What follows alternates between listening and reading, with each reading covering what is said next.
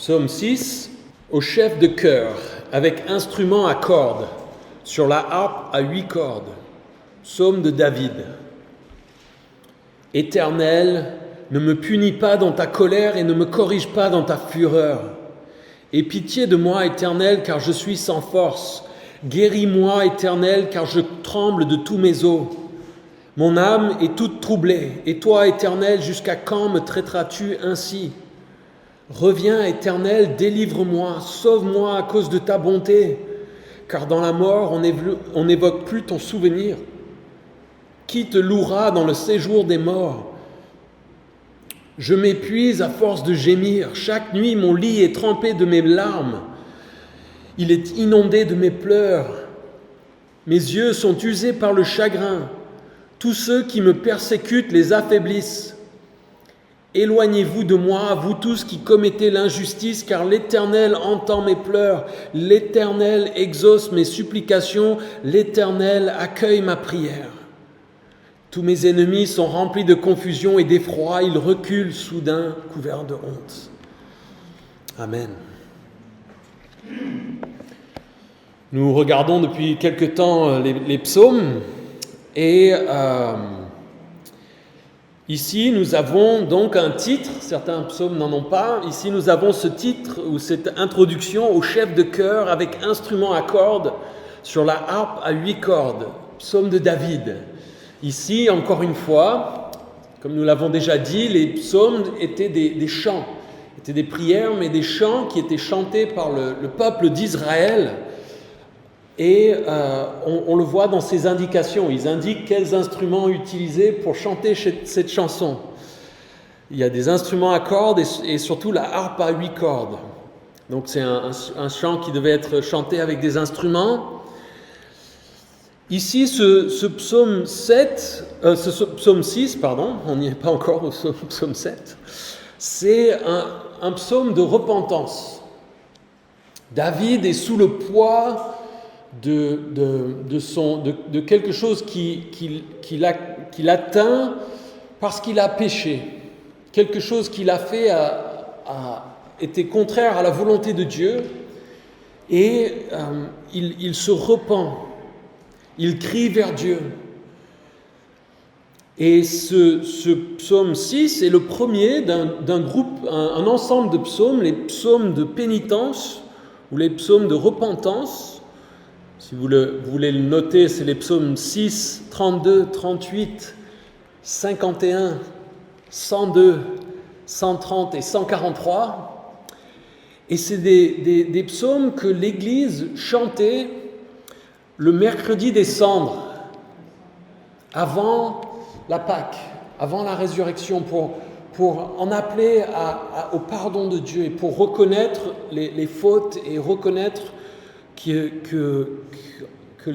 avaient besoin du pardon de Dieu, qu'ils avaient besoin de chercher la face de Dieu en lui demandant pardon et en comprenant qu'ils avaient péché.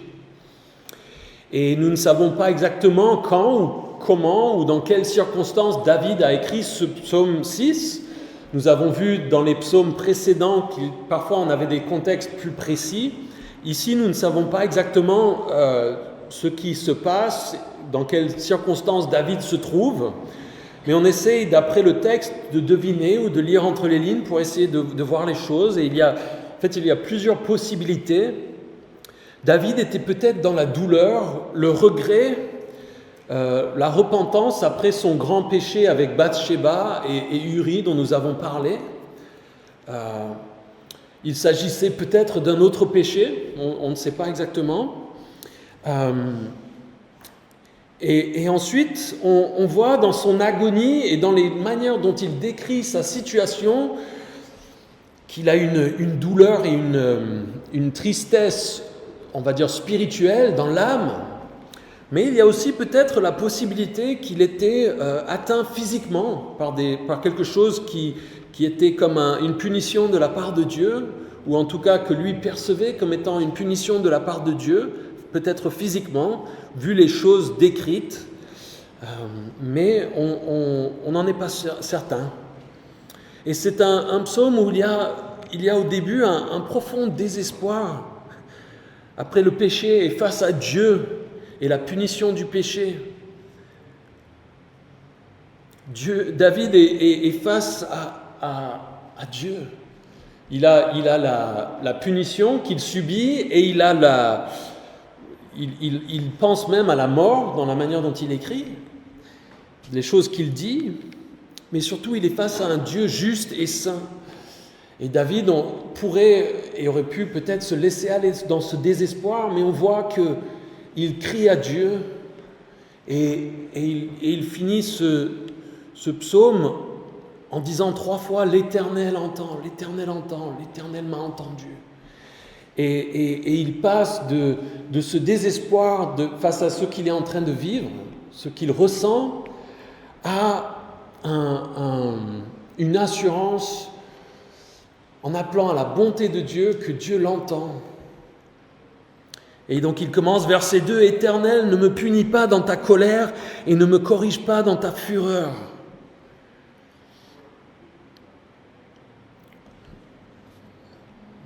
Ici, c'est intéressant, on pourrait lire ça et se dire que David rejette la correction de Dieu de manière générale, mais ce n'est pas le cas. La Bible nous explique que Dieu nous corrige et que c'est quelque chose de bon. En tant que chrétiens, la Bible, dans Hébreux, nous explique que nous sommes les enfants de Dieu et que Dieu, comme un bon père, nous corrige pour que nous puissions apprendre et mieux vivre. C'est Hébreux 12, les versets 7 à 11. Je vais les lire, si vous voulez, vous pouvez vous y tourner. « Supportez la correction, c'est comme des fils que Dieu vous traite. Quel est le fils qu'un père ne corrige pas ? Mais si vous êtes dispensés de la correction à laquelle tous ont part, c'est donc que vous êtes des enfants illégitimes et non des fils. D'ailleurs, puisque nos pères terrestres nous ont corrigés et que nous les avons respectés, ne devons-nous pas d'autant plus nous soumettre à notre Père céleste pour avoir la vie ? Nos pères nous corrigeaient pour un peu de temps, comme ils le trouvaient bon, tandis que Dieu le fait pour notre bien, afin que nous participions à sa sainteté. Certes, au premier abord, toute correction semble un sujet de tristesse et non de joie, mais elle produit plus tard, chez ceux qu'elle a ainsi exercés, un fruit porteur de paix, la justice. Hébreux nous dit donc que c'est même un sujet de joie, de se réjouir quand nous sommes corrigés par Dieu. Ça veut dire que nous sommes ses enfants et nous pouvons être assurés que ça va porter du fruit. Et donc David ici, qu'est-ce qu'il dit dans le verset 2 ? Il dit « Ne me punis pas dans ta colère et ne me corrige pas dans ta fureur ». Je pense qu'il est ici en train de regarder la question de la colère et de la fureur de la part de Dieu. Dieu serait en droit de nous corriger dans sa colère et dans sa fureur. Et c'est l'exemple, malheureusement, que nous avons pour beaucoup d'entre nous dans nos vies ici, avec nos parents sur terre. Et même en tant que parents, nous sommes souvent tentés de corriger nos enfants dans la colère. Peut-être pas la fureur, mais nous le savons. Souvent, la correction, nos parents, malheureusement, souvent, ça dépend des parents, mais il y a beaucoup de parents qui corrigent leurs enfants dans la colère et dans la fureur. Et en général, ce n'est pas bon. Et David, ici, est en train de subir quelque chose de difficile. Et il trouve peut-être que la correction, ce qu'il endure, est trop violent. Il a le sentiment que peut-être Dieu s'est emporté contre lui. Et il demande à ce que la punition soit moins sévère.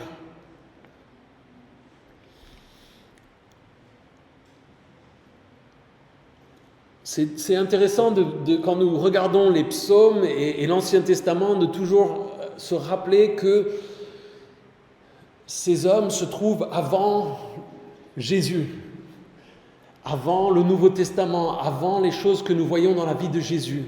Et peut-être que pour David, il était moins clair pour lui que Dieu ne corrige pas ses enfants dans la colère et dans la fureur. Peut-être qu'il avait une petite hésitation dans sa doctrine. Et il se disait, mais Dieu, ce que je suis en train de subir, est-ce que tu es en colère contre moi? C'est dans ta fureur. Aie pitié. Le Nouveau Testament nous explique que Dieu nous corrige, mais avec amour. Qu'il est un Père plein d'amour pour ses enfants. Qu'il corrige et aussi qu'il nous laisse souvent, la plupart du temps, vivre avec les conséquences de nos péchés, de notre rébellion contre lui, les choix que nous faisons, mais il est là et il nous aime. Et ici, David, je pense, est saisi par ses sentiments. Et nous devons toujours faire attention à nos sentiments quand il s'agit de Dieu. Parce que nos sentiments nous trompent souvent.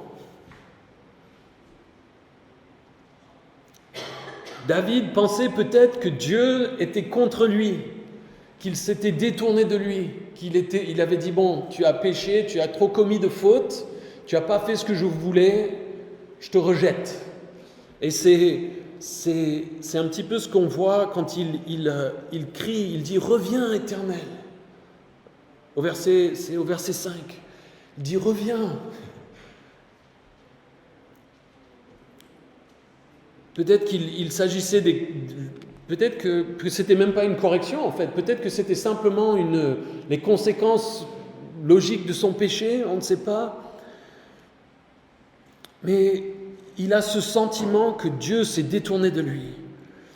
Est-ce que ça vous est déjà arrivé d'avoir ce genre de sentiment en tant que chrétien ou peut-être même en tant que non-croyant? Vous dites, Dieu, où tu es? Ce que j'ai vécu dans ma vie, comment tu peux être là? On peut avoir ce genre de sentiment, peut-être quand on tombe dans le péché, quand on fait des choses où on sait que Dieu n'est pas content de ce que nous avons fait et qu'on redoute la punition de Dieu, le moment où on se rend compte de ce qu'on a fait.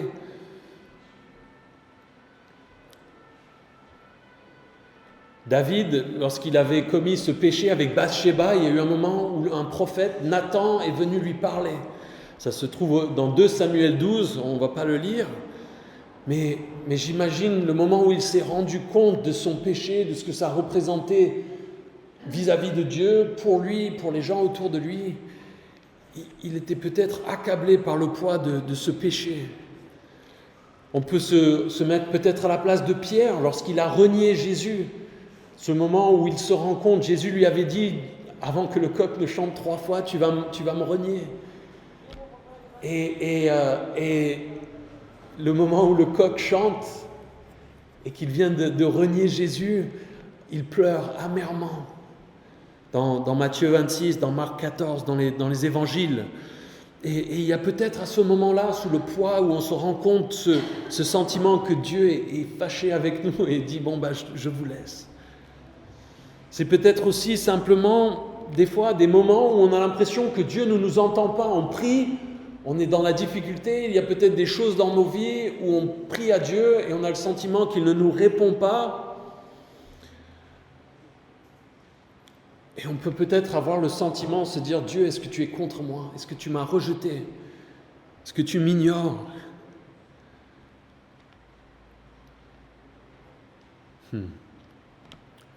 Ce sentiment peut peut-être venir aussi de manière plus générale quand nous nous rendons compte que nous sommes pécheurs et que la justice de Dieu serait de nous punir, de nous corriger, peut-être avec fureur, avec colère. Mais Dieu est miséricordieux et fait grâce. Parfois, si vous parlez aux gens et vous leur parlez de la Bible, ils aiment vous dire que le Dieu qui est décrit dans l'Ancien Testament est un Dieu colérique, qui punit, qui détruit. Mais la Bible, le Nouveau et l'Ancien Testament nous présentent un Dieu qui est miséricordieux et qui fait grâce. Dans Exode 34, 6, on peut lire « L'Éternel est un Dieu de grâce et de compassion, lent à la colère riche en bonté et en vérité.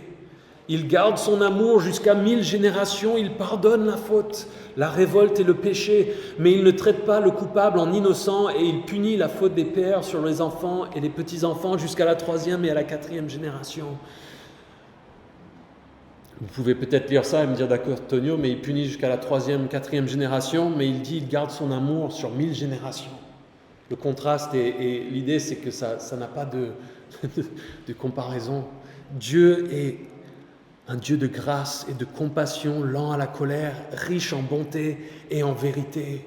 Il pardonne la faute, la révolte et le péché. Et ce passage dans Exode est repris.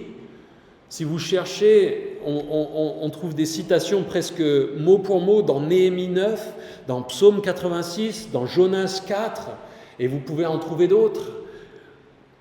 La Bible ne nous présente pas un Dieu méchant et capricieux dans l'Ancien Testament, c'est un mensonge de l'ennemi. C'est un mensonge de Satan pour nous faire croire que Dieu ne nous aime pas. Mais Dieu a tant aimé le monde qu'il a donné Jésus pour nous. C'est faux de croire que Dieu est un Dieu capricieux et colérique, comme l'Ancien Testament le fait parfois dire aux gens qui ne connaissent pas Dieu.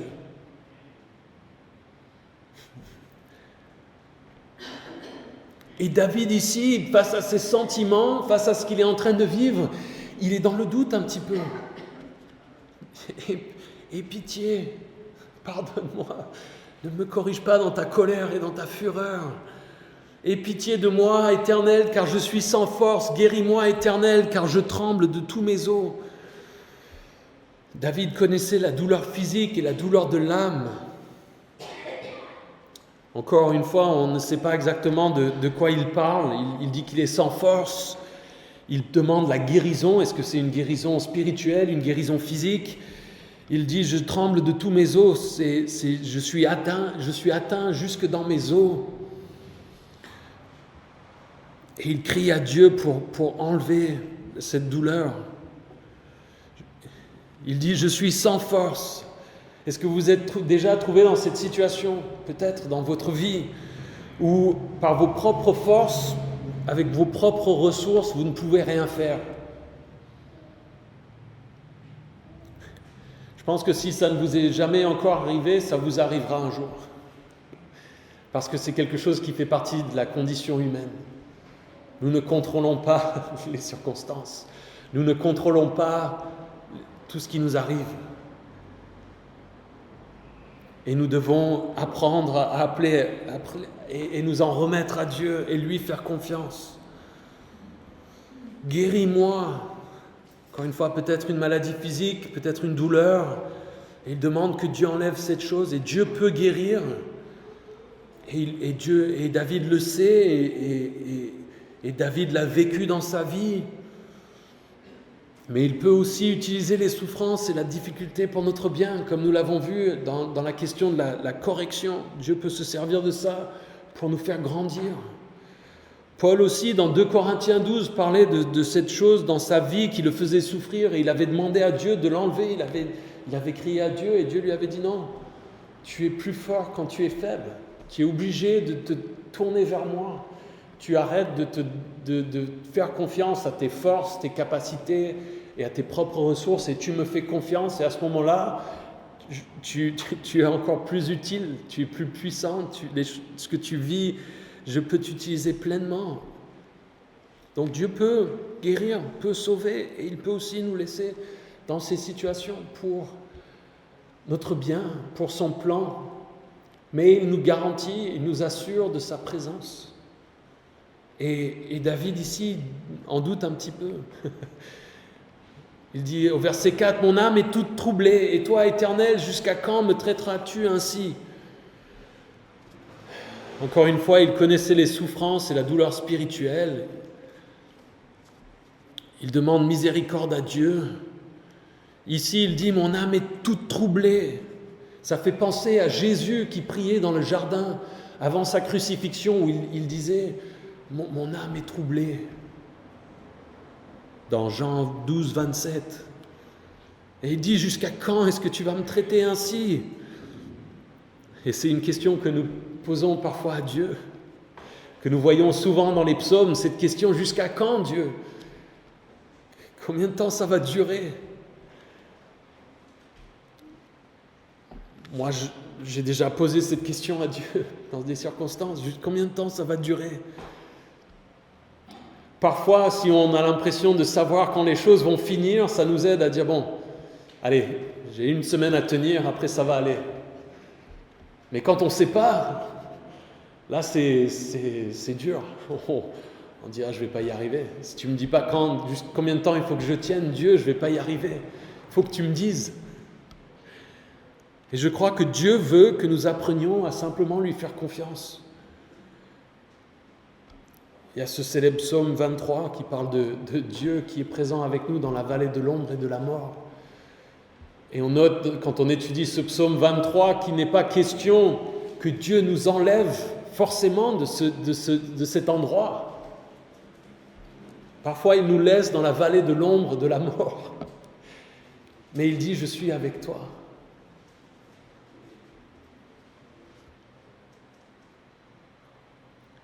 Reviens, Éternel, délivre-moi, sauve-moi à cause de ta bonté. C'est un cri qui couvre ces différentes idées. David qui sent le poids de la punition, qui a l'impression que Dieu se détourne de lui. Et David, dans ce qu'il est en train de dire ici, on a l'impression qu'il reconnaît que la punition est juste. Parce qu'il ne fait pas appel à Dieu en disant: Dieu, arrête de me punir, je ne l'ai pas mérité. Il ne fait pas appel à son propre mérite.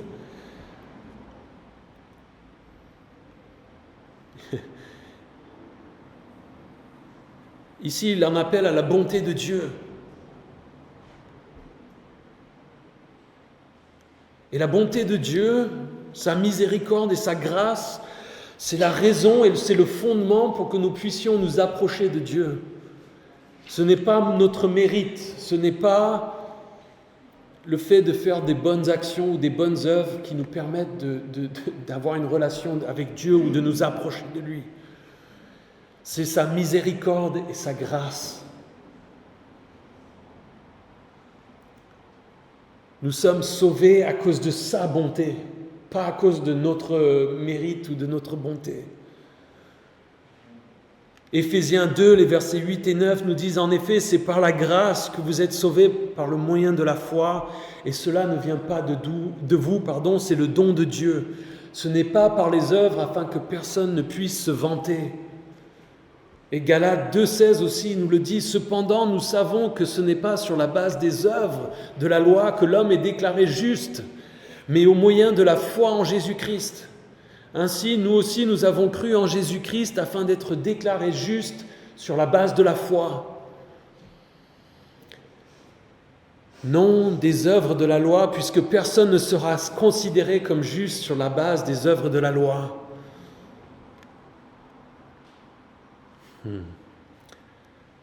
David comprenait qu'il avait péché, qu'il était dans le tort, il avait déplu à Dieu. Et il ne contestait pas ce fait, mais il en appelle à la miséricorde et la grâce de Dieu. Et c'est quelque chose que nous aussi nous pouvons faire dans nos vies. Je ne pense pas que nous ayons à dire à Dieu: arrête de me corriger. Nous avons vu que la correction et la discipline sont des choses que Dieu utilise.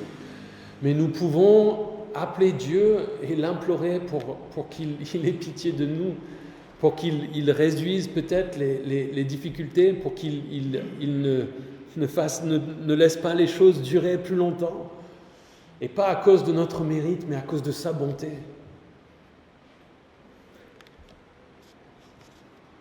Dieu est un Dieu de miséricorde et qui fait grâce.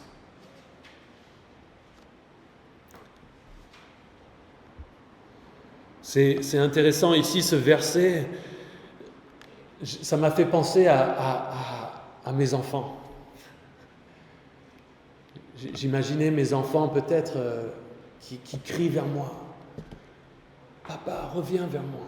Quel père qui aime ses enfants ne va pas revenir vers ses enfants? On a peut-être le sentiment parfois que Dieu s'éloigne de nous, mais c'est faux. C'est un mensonge. Dieu est là.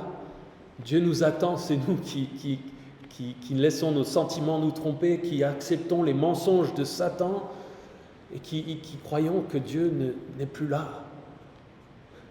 Dieu est là. Criez vers lui. Allez à lui. Cherchez sa face. Priez.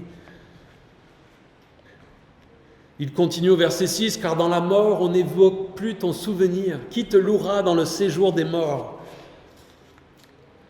C'est un drôle d'argument, je trouve. « Sauve-moi pour que je puisse te louer. Si je meurs, je ne pourrai plus te louer. » En gros, c'est ce qu'il est en train de dire. Et on ne s'attardera pas dessus ce matin, mais on pourrait passer peut-être pas mal de temps ici quand il dit le séjour des morts. Il s'agit de ce que les Hébreux appelaient le Sheol. Et on voit que dans l'Ancien Testament, il y avait une compréhension moins claire de la vie après la mort. Ils avaient une compréhension incomplète et David en fait partie et les détails de la vie après la mort, en grande partie, nous sont présentés de manière plus claire, même si ça reste encore flou pour certaines choses, mais dans le Nouveau Testament. Et je le mentionne parce que certains prennent ce verset et disent, voilà, on n'existe plus après la mort, mais ce n'est pas ce que David dit.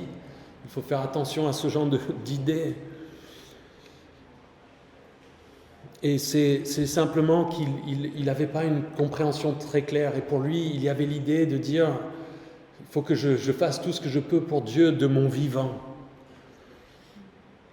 Et la Bible a noté, pour ceux qui lisent peut-être cette Bible, qui a des commentaires sur les textes bibliques, des explications. Il nous explique ce passage pour expliciter ce que je viens de dire. Ils disent « Le séjour des morts, le Sheol des Hébreux, est dépeint comme un lieu souterrain où règnent d'épaisses ténèbres et le plus profond silence. Les morts y sont incapables d'agir et privés de relations conscientes avec Dieu. Ce n'est pas l'anéantissement, mais ce n'est pas la vie. L'ancienne alliance, dominée par la condamnation prononcée sur le péché, ne pouvait offrir aux croyants les certitudes que nous a apportées la résurrection de Jésus-Christ. Il était d'ailleurs dans la nature de la révélation israélite de porter l'espérance des croyants vers les temps futurs du règne messianique ici-bas, plutôt que vers le monde invisible et éternel. Nous verrons cependant dans d'autres psaumes, sans parler des déclarations d'Ésaïe et de Daniel, que pour le croyant, des lueurs traversent la nuit du Sheol et que même l'espoir d'une rédemption se fait jour. Notre psaume, ainsi que d'autres où domine la même note triste, se place au point de vue régnant 10 siècles avant la venue du Seigneur, Jésus. Saisi de la certitude que les morts sont hors d'état de louer l'Éternel, le psalmiste s'en sert comme d'un motif pour demander que Dieu ne le fasse pas mourir avant le temps. Touchante manifestation de sa piété qui lui a enseigné que la vie n'a de valeur qu'en ce qu'elle offre la possibilité de glorifier Dieu. Bien que la mort ait été transformée par l'œuvre de Christ, le fidèle a néanmoins à s'approprier en quelque mesure la déclaration du psalmiste. C'est ici-bas que s'accomplit le travail pour le bien et que se livre le combat contre le mal, qui doit aboutir à l'état de choses parfaites. Le héros de Dieu préfère le champ de bataille au repos auquel la mort le condamnerait. Le Seigneur lui-même a parlé des 12 heures du jour dont il faut profiter dans Jean 11. Et donc l'idée ici, c'est qu'il se concentre sur sa vie ici en disant « C'est maintenant l'occasion que j'ai de servir, de louer Dieu ».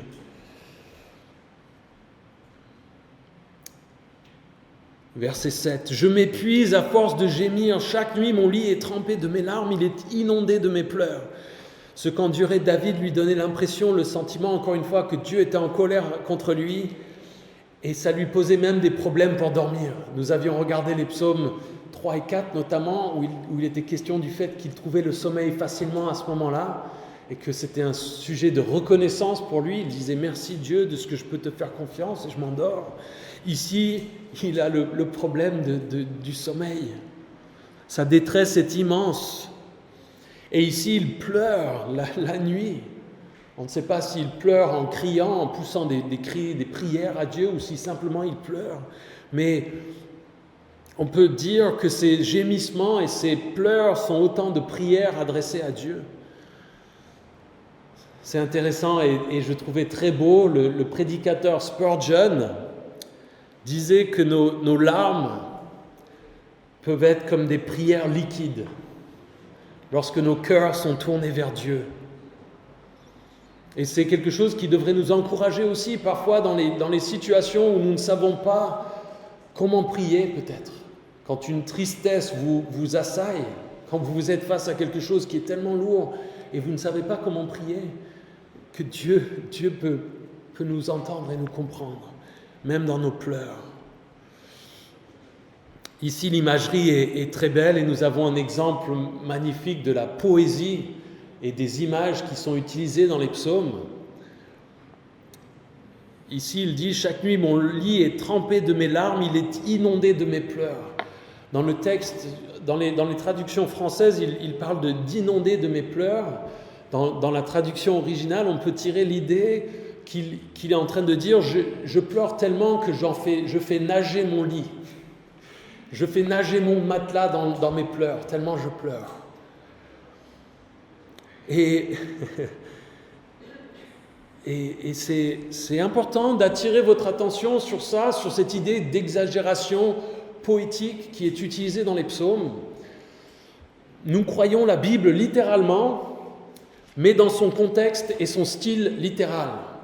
Et vous devez faire attention parfois avec les psaumes, parce que les images qui sont utilisées, certains les prennent et disent « Ah voilà, est-ce que vous croyez que David, toutes les nuits, il pleurait tellement que son lit en venait à flotter ? Ah, ces chrétiens, ils sont vraiment bêtes. C'est même pas possible physiquement. Si on fait les calculs, il n'y a pas assez de liquide dans le corps pour faire flotter. » C'est de la poésie. C'est de la poésie. Personne ne va dire, va aller chercher des noises à Baudelaire ou à Verlaine ou à Victor Hugo quand dans leur poésie, il y a des choses qui ne sont pas possibles littéralement. Et vous devez comprendre et le garder en tête dans votre lecture des psaumes et faire attention de ne pas prendre certains versets et de les sortir de leur contexte et de leur faire dire des choses qui ne sont peut-être pas ce qui était entendu par les textes, par le style. Et il faut toujours garder à l'idée le contexte et le style de l'écriture dans la Bible que nous avons.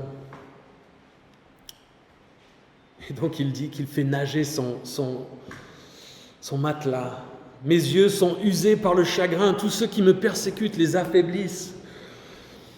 Le fait de pleurer, évidemment, laisse dans un sale état. Si vous avez déjà pleuré longuement sur quelque chose, ou même peut-être pas très longuement, vous savez que vous avez les yeux qui deviennent un peu, on a le nez qui coule, et le manque de sommeil aussi, sans doute. Je me disais que s'il vivait de nos jours, David aurait été tout le temps avec les lunettes de soleil, même en intérieur, pour cacher, tellement il était dans les pleurs. Est-ce que ça vous est déjà arrivé de voir des gens ? Moi, j'avais un professeur d'anglais quand j'étais en prépa qui avait eu des difficultés dans sa vie et qui malheureusement venait en cours. Il était tellement dans la tristesse qu'il venait en cours avec des lunettes. Il nous faisait cours d'anglais avec des lunettes de soleil. Et parfois, on voit des gens comme ça qui veulent cacher. David a les yeux usés par le chagrin. Les gens qui le persécutent affaiblissent ses yeux encore plus parce qu'ils le font pleurer encore plus. Et ici, il n'est vraiment pas victorieux ou grandiose, il est déprimé, découragé. Mais il change sa manière de voir les choses et il change son attitude au verset 9. « Éloignez-vous de moi, vous tous qui commettez l'injustice, car l'Éternel entend mes pleurs. » Ce verset est cité par Jésus dans Matthieu 7, 23. « Éloignez-vous de moi, vous tous qui commettez l'injustice. » Encore une fois, ici, en lisant entre les lignes, on n'est pas sûr de ce dont il est question. Il s'agit peut-être d'ennemis qui travaillaient contre David. Il pouvait peut-être aussi s'agir de personnes qui avaient entraîné David dans le péché, qui l'a amené à se trouver dans la situation dans laquelle il est. Mais en tout cas, David veut se séparer de ces personnes qui commettent l'injustice et qui ne vivent pas selon la volonté de Dieu. Et c'est souvent nécessaire quand nous voulons changer nos comportements par rapport à certains péchés. Dans vos vies, il y a des gens dans votre entourage qui vous poussent à mieux vivre et à vivre selon la volonté de Dieu, et il y en a d'autres qui vous incitent à faire le contraire. Et j'ai par le passé entendu un pasteur qui disait je peux peut-être pas tout juger, mais souvent, si vous me montrez vos amis, je peux sans doute deviner votre futur. Des fois aujourd'hui, même dans le monde non chrétien, si vous lisez des livres de développement personnel, ils vont vous dire, oui, il faut vous entourer de gens positifs, de gens qui ont de l'allant, qui vont vers l'avant. Le monde comprend ce contexte, cette idée que les gens avec lesquels nous sommes vont nous entraîner dans un sens. Et David ici veut rejeter ceux qui commettent l'injustice, ceux qui l'entraînent à pécher, ceux qui ne suivent pas Dieu. Ça ne veut pas dire qu'on doit se séparer complètement des gens qui ne sont pas chrétiens, c'est pas ce qui est dit, mais nous devons considérer l'influence qu'ils peuvent avoir dans nos vies. Et c'est quelque chose que nous devons nous peser personnellement. Est-ce qu'il y a des gens, des relations auxquelles j'accorde tellement d'importance, trop d'importance, que ça m'amène, ça m'incite à ne pas suivre Jésus, à ne pas faire sa volonté? Ça peut être des amitiés, ça peut être parfois, on le voit parfois avec les relations amoureuses, surtout chez les jeunes, souvent, les chrétiens qui sont peut-être, qui tombent amoureux de quelqu'un qui ne croit pas, et ça pousse à se détourner. David dit, éloignez-vous de moi, vous tous qui commettez l'injustice. Et David va maintenant se tourner et se réjouir parce qu'il est confiant que Dieu l'a entendu. Il se tourne pour regarder et pour se rappeler la certitude que Dieu l'entend et est avec lui, contrairement à ce que ses sentiments peuvent peut-être lui faire croire. L'Éternel entend mes pleurs, l'Éternel exauce mes supplications, l'Éternel accueille ma prière. L'Éternel entend, il exauce, il accueille ma prière. Cette assurance change les sentiments de David et il peut s'appuyer sur cette réalité pour se réjouir finalement. Et ici, c'est intéressant, je regardais, et en fait toutes les autres traductions françaises, à part les traductions secondes, disent que l'Éternel entend mes pleurs, l'Éternel entend mes supplications, l'Éternel accueille ma prière. Et Louis II a décidé de traduire « L'Éternel exauce mes supplications ». Et je luttais un petit peu avec ça. Il y a cette idée toujours que Dieu peut répondre à nos prières et nous accorder ce que nous lui demandons, mais qu'il est libre, Dieu est libre de ne pas nous donner ce que nous demandons. Mais je crois qu'ici, nous sommes encore une fois plus concentrés, nous, toujours sur le fruit et la situation matérielle et physique de David.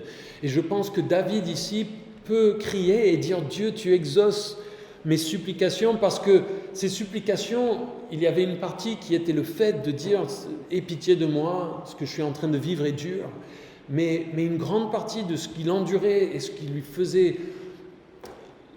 faisait souffrir, c'était le fait qu'il avait le sentiment que Dieu s'était détourné de lui. Et lorsqu'il se rend compte que non, Dieu l'entend, c'était ça sa supplication. Qu'est-ce qu'il avait dit? C'est au verset 5. « Reviens, Éternel, délivre-moi, sauve-moi à cause de ta bonté.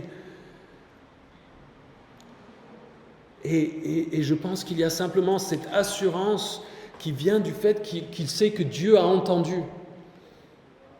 Peut-être que les circonstances ne changent pas tout de suite, peut-être que les circonstances ne changent pas, mais l'Éternel accueille ma prière. Et rien que de savoir que Dieu a entendu, que Dieu sait ce qu'il vit, ça lui donne, il dit d'accord Dieu, je peux endurer, je sais que tu m'as entendu, je sais que tu vois et tu sais ce que je suis en train d'endurer, je te fais confiance. Soit pour le vivre, soit pour que tu l'enlèves, mais je sais que je peux y survivre si je sais que tu es avec moi.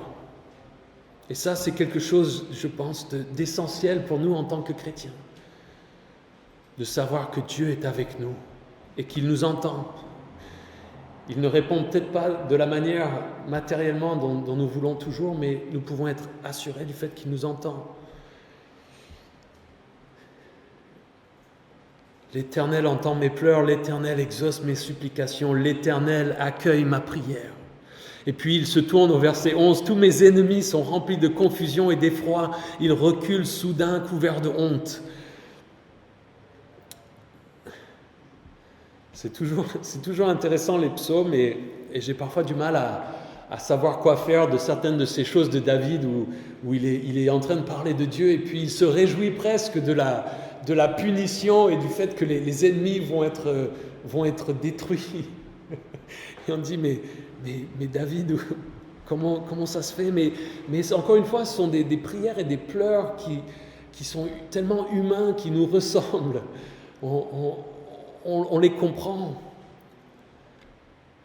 Et ici, en quelque sorte, il dit, oui, peut-être que vous avez vu ma douleur, ma détresse, oui, je le méritais peut-être à cause de mes péchés, mais vous avez dit que Dieu s'était détourné de moi et m'avait rejeté.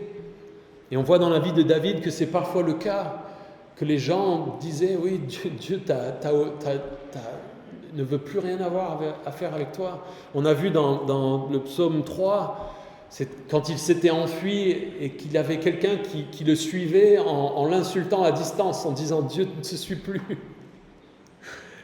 Et David ici, il dit « Non, l'Éternel entend mes pleurs, l'Éternel exauce mes supplications, l'Éternel accueille ma prière ». Et il dit « Mes ennemis sont remplis de confusion et d'effroi, ils reculent soudain, couverts de honte ». Et ce verset me rappelle Jésus et l'épisode dans le jardin de Gethsémanée, quand il a ses ennemis qui viennent le voir et il dit « Qui est-ce que vous cherchez ? C'est moi ». Et on se souvient qu'il tombe à la renverse, juste à cause du fait qu'il dit « C'est moi ». Dans Jean 18, les versets 4 à 8. Et ça me rappelle aussi le fruit et ce qui s'est passé dans la mort et la résurrection de Jésus. Dans Colossiens 2,15, on peut lire « Il a ainsi dépouillé les dominations et les autorités et les a données publiquement en spectacle en triomphant d'elles par la croix. » Satan a été rempli de confusion et d'effroi. Et il recule soudain couvert de honte. Oh. Donc en tant qu'enfant de Dieu, notre Père céleste nous corrige parfois, mais pas dans sa colère, il le fait dans son amour. Et il ne se détourne pas de nous. Il entend et il accueille nos prières.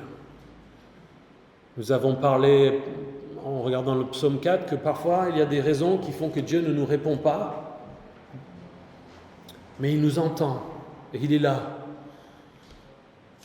Et il exauce nos supplications selon sa bonté, pas nos mérites. Et nous pouvons nous approcher de lui et l'implorer sur la base de sa bonté, de sa miséricorde et de sa grâce, et pas sur notre propre mérite. Mais c'est quelque chose qui devrait vous réjouir. On lit ce psaume et on peut se dire « c'est un peu dur ». Mais quelle joie, quelle paix, quelle légèreté nous pouvons avoir de nous rendre compte que nous pouvons crier à Dieu et dire « Dieu, je suis mauvais, je suis pécheur, j'ai fait des choses qui t'ont déplu, aie pitié de moi. Pas à cause de moi, mais à cause de ta bonté. Et pourquoi est-ce que nous pouvons nous réjouir? Parce que la Bible nous explique que Dieu est un Dieu qui aime pardonner, qui aime faire grâce, qui aime la miséricorde. C'est ça. La Bible nous présente qui Dieu est. C'est incroyable. Parfois, je ne sais pas vous, mais même moi, des fois, je viens à Dieu et je me dis, ce péché, je me laisse accuser. Dieu, tu es en colère avec moi. Où tu es? Qu'est-ce que tu fais? Mais nous pouvons nous réjouir dans la vérité que la Bible nous présente. L'Éternel est un Dieu de grâce et de compassion, lent à la colère, riche en bonté et en vérité, qui garde son amour jusqu'à 1000 générations, qui pardonne la faute, la révolte et le péché. Ça devrait nous remplir de joie. Prions. Seigneur, merci de cette réalité que tu es un Dieu plein de grâce, car nous ne pouvons rien mériter. Merci pour cet amour pour nous. Merci que nous pouvons te prier et savoir que tu nous entends.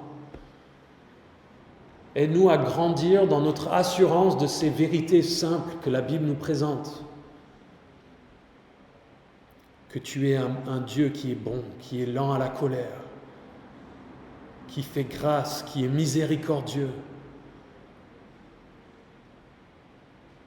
Que tu es un Dieu qui entend, qui accueille même nos prières, qui exauce nos supplications. Je ne mérite rien, Dieu, mais toi, tu es bon. Merci pour ces vérités simples, Seigneur. Aide-nous à vraiment avoir une relation remplie de ta grâce. Quel père ici rejette ses enfants lorsque nous disons « Reviens, aide-moi, papa ».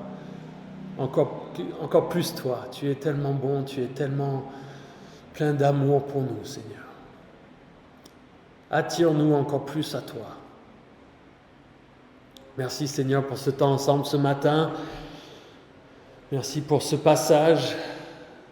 Sois avec nous Seigneur et aide-nous à te prier, te crier, te chanter, te dire nos joies et nos peines, nos vies de tous les jours cette semaine. En ton nom nous prions. Amen.